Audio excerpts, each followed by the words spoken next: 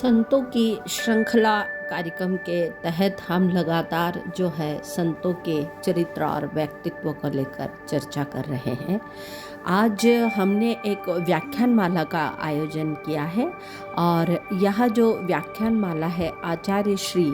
अरविंद जी के है जीवन व्यक्तित्व पर आधारित। आचार्य अरविंद जी का जन्म 15 अगस्त 1872 को कलकत्ता शहर में हुआ था। आपके पिता डॉक्टर कृष्ण धन घोष और माता स्वर्णलता जी थी। आप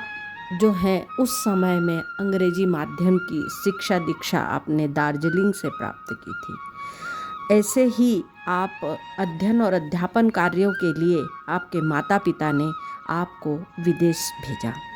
और विदेश में तीनों ही भाई अध्ययन अध्यापन के कार्य में संलग्न रहे। वहाँ पर इनको पैसों की कमी होती थी तो इन्होंने इतना अच्छा समन्वय किया था कि ये एक समय भोजन करते और एक समय भूखे रह जाते।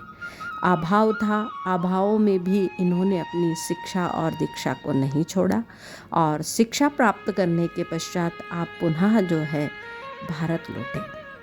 और भारत में लौटने के बाद में आपने यहाँ पर एक राजा के यहाँ पर नौकरी कर ली और इसी बीच 1901 में श्री मृणालिनी देवी जी से आपका विवाह हुआ और इस तरह से आप जीवन जीते हुए 1903 में काशी में आपने शंकराचार्य जी की पहाड़ी पर आपको ब्रह्म ज्ञान की प्राप्ति हुई और आप जो है प्रत्यक्ष और अप्रत्यक्ष रूप से ईश्वरीय ध्यान दर्शन में आप लगे रहे